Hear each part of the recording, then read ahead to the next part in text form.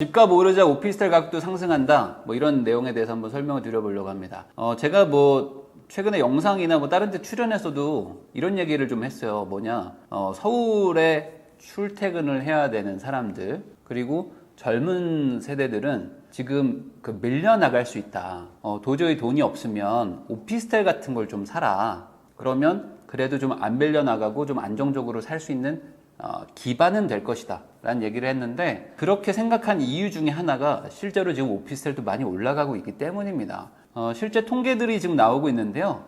집값이 오르자 오피스텔 가격도 상승한다 해서 수도권 내에 3,400만 원 정도가 올랐다. 그럼 뭐 3,400만 원? 얼마 안 오른 것 같잖아요. 올해 6월 기준으로 지난해 같은 기간보다 3,300만 원이 올라서 2억 5천만 원이 된 거예요. 그러니까 작년에는 반대로 얼마였겠어요? 2억 초반이었겠죠. 그러니까 거의 20% 가까이 올라간 겁니다. 경기도가 특히 많이 올랐고, 뭐 서울도 한 2천만 원씩 올랐대요. 그러니까 원래 평균가가 낮았는데 이게 뭐 2천만 원, 3천만 원에서 이게 얼마 안 올랐네 라고 생각하실 게 아니고 거의 10%, 20%씩 올라갔다는 얘기입니다. 그런데 그 중에서도 특히 이 중대형 오피스텔이라고 부르는 이쪽의 가격 상승폭이 큰 거예요. 그래서 제가 그 월세 받을 목적의 그런 오피스텔 말고 좀 어느 정도 규모가 있는 거, 구조가 그래도 괜찮은 거를 사라고 한 게 이쪽의 상승이 예측되기 때문이었거든요. 근데 이건 당연한 거잖아요. 왜냐하면 오피스텔이라고 해서 뭐 산골짜기에 있는 게 아니고 다 같이 아파트 옆에 있는 겁니다. 맞죠? 역세권에도 있고 뭐 도심지 안에도 있으니까 집이 아파트냐 오피스텔이냐 이거는 뭐 차이가 있지만 문 열고 나와서 인도로 나오면 똑같은 인프라를 누릴 수 있죠. 그리고 학군도 똑같고요. 그러다 보니 아파트에서 급격한 상승이 오면 어쩔 수 없이 오피스텔로 사람들이 밀려 나가면서 집도 사고 오피스텔도 사고 하면서 가격이 같이 올라가는 거죠. 그러니까 이 오피스텔의 상승은 필연적으로 아파트의 상승이 먼저 있었다는 의미입니다. 그리고 지금 아파트의 상승이 계속 이어지고 있다는 거죠. 그래서 지금 통계들을 보면은 확실히 수도권 쪽에서 지금 시세지수 같은 것들이 막 올라가고 있어요. 이제 아파트에서 어떻게 좀 해결을 해보려고 했던 사람들이 도저히 답이 안 나오니까, 그렇다고 이 동네를 밀려 나갈 수도 없고 어떡하지? 오피스텔을 사야 되겠다. 그러면 오피스텔만 그럴까요? 아닙니다. 빌라도 지금 마찬가지입니다. 빌라도 지금 전국적으로 사겠다는 지수가 점점 더 올라가고 있어요. 왜 그러냐? 오피스텔이 별로인 사람도 있습니다.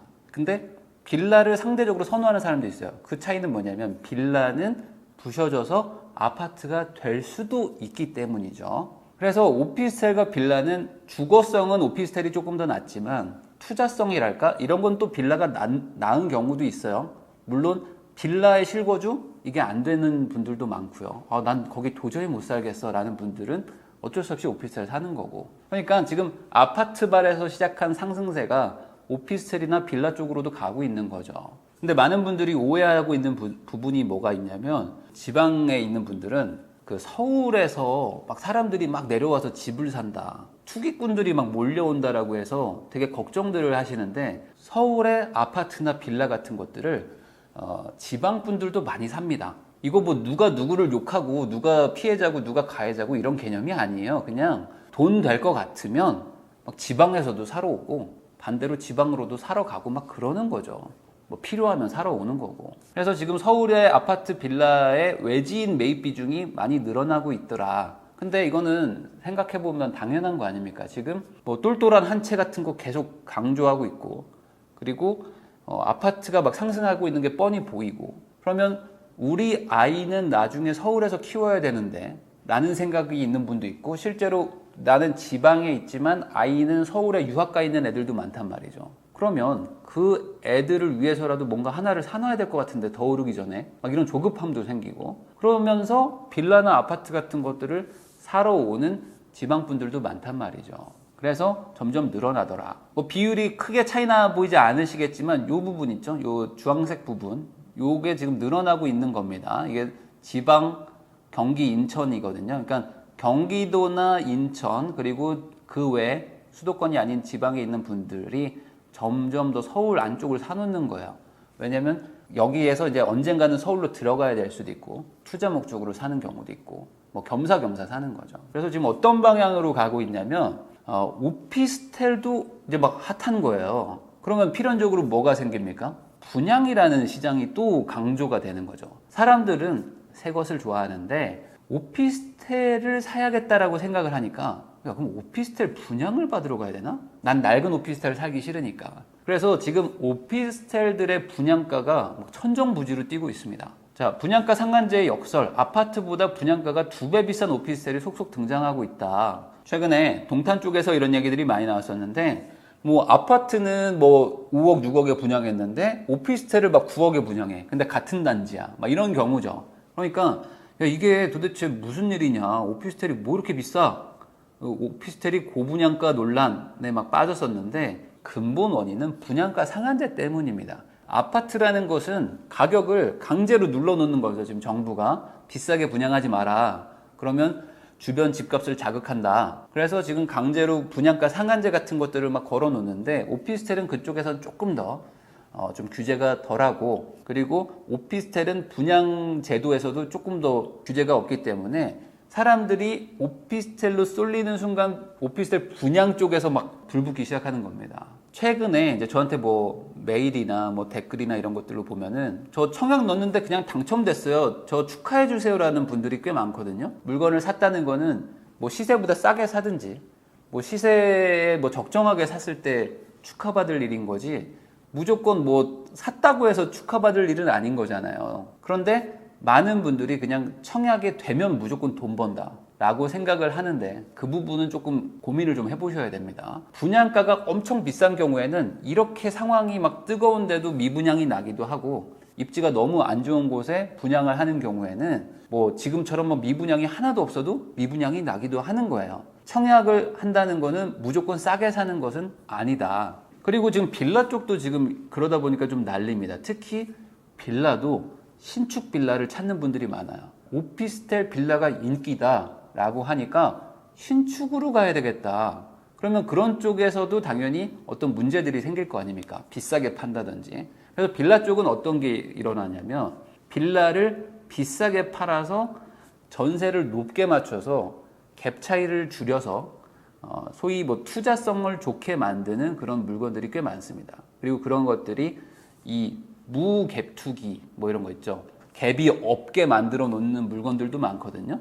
그래서 그런 것들을 이용해서 좀 약간 순진한 분들을 모아서 이렇게 분양을 완판시키는 경우들도 있는데 그러다 보니까 지금 280채를 돌린 업자가 나왔다. 뭐 이런 기사들이 뭐 계속 나오는 거예요. 그러면 여기에 들어간 그 전세 입자들은 전세금을 막 날리는 경우도 있고 경매 당해가지고 뭐 고생하고 뭐 이런 일들이 계속 몇 년째 반복되어 오는 거죠. 전국에 뭐 주택을 500채를 가지고 있니 뭐 300채를 가지고 있니 뭐 이런 다주택자들이 있다라는 그런 분들의 상당수가 대부분 어떤 이런 분양 관련된 문제들 이런 거에 엮여 있는 분들이 훨씬 많고 280채 돌린 업자 뭐 이런 분도 뭐 확실하게 나온 건 아니지만 제가 뭐 찾아보니까 그냥 일용직 노동자였다라는 얘기가 있더라고요. 그 말은 뭐냐? 그냥 명의만 빌려준 거죠. 명의만 그냥 빌려주고 무갭 투기를 막 하는 경우입니다. 어차피 돈이 들어갈 게 없으니까 그냥 명의 한 사람한테 한 300채 몰아주고 분양 다 하면 끝나는 거죠. 그리고 나서 그냥 이분은 파산. 결론적으로 제가 지금 말하는 거는 현재 상황이 이렇다라는 거를 여러분들이 알고는 있어야 돼요. 그러니까 뭐 집을 사라 마라 얘기가 아닙니다. 집을 안 사도 돼요. 집을 사도 되고. 근데 중요한 건 현재 상황은 이렇다. 아파트발 폭등이 일어난 지는 몇 년 됐고, 그리고 그게 사람들이 이제 못 버티니까 오피스텔 빌라 쪽으로 막 가고 있고, 그리고 지금 뭐 공공재건축, 공공재개발 이런 얘기들이 나오면서 이게 뭔가 돈이 되나? 하는 생각들을 갖는 분들도 많고, 그리고 경기나 인천, 지방에서도 야, 서울에 뭔가를 사놔야겠다라고 하면서 들어오는 분들도 많고, 그러다 보니 또 오피스텔, 빌라 쪽에서 분양, 청약 이런 것들이 뜨거워지고 있고, 이쪽에서 그래? 그러면 잘 팔리겠는데 하면서 최대한 가격을 높게 받으려는 그런 시행사들도 많고, 그리고 이런 수요를 노리고 일어나는 여러 가지 문제들이 있다. 그러니까 단순히 한 면만 보고 뭐 사놓으면 되는 거 아닌가? 라고 생각하지 마시고 잘 알아보시고 누가 한 이야기면 잘 검증도 해보시고 그리고 어떤 한 사람이 얘기한 거를 반만 듣지 마시고 다 듣고 고민 많이 해보시고 좋은 선택을 하시라. 그러니까 욕심만 눈에 씌이면 이상한 선택을 하게 되는 경우도 분명히 있습니다. 그래서 좀 걱정돼서 다뤄봤습니다. 지금 상황이 답답하지 않나요? 전세 월세는 막 올라가는데 그 집을 살려니까 잘 모르겠어. 뭐가 좋대. 뭐 오피스텔 좋대. 부인남이 오피스텔 좋대. 분명히 저는 뭐 투룸 이런 거 사라고 그랬는데 원룸 복층형 같은 거 사지 말라고 제가 분명히 얘기했는데 안녕하세요 부인남님. 부인남님 얘기만 듣고 저는 서울에 있는 1억 2천만 원짜리 오피스텔을 샀습니다. 저거 잘한 걸까요? 방이 몇 개죠? 원룸입니다. 몇 평이죠? 실평수 7.2평이에요. 아, 제가 사지 말라고 한 걸 사셨군요. 네? 무슨 소리죠? 오피스텔 사라고 하지 않았나요? 아니요. 저는 분명히 한 20분 떠들었던 것 같은데 그 부분은 3분 정도 나온 겁니다. 네? 무슨 말이죠? 제가 30초 건너뛰기로 들었나 봐요. 네, 안타깝군요. 부인남님, 그럼 전 어떻게 해야 되는 거죠? 이미 샀잖아요. 네, 기도합시다.